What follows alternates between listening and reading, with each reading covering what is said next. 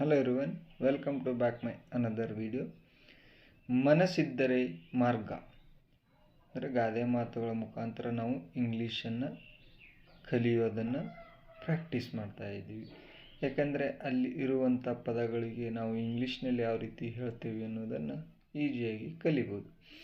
Wear there is a will there is a way. ಕಾಯಕವೇ ಕೈಲಾಸ ಅಂದರೆ work is worship. Work is worship. ಒಗ್ಗಟ್ಟಿನಲ್ಲಿ ಬಲವಿದೆ. Unity is strength. Unity is strength.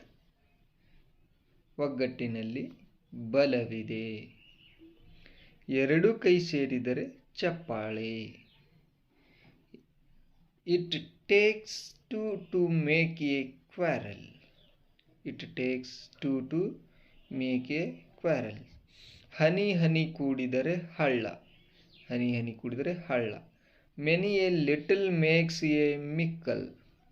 Many a little makes a ಮಿಕ್ಕಲ್. ಹನಿ ಹನಿ ಕೂಡಿದರೆ ಹಳ್ಳ.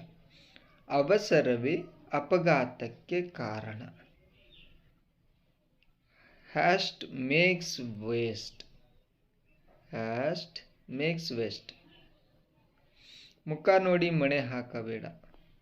Never judge a person by appearance. Never judge a person by appearance. ಆರೋಗ್ಯವೇ ಭಾಗ್ಯ.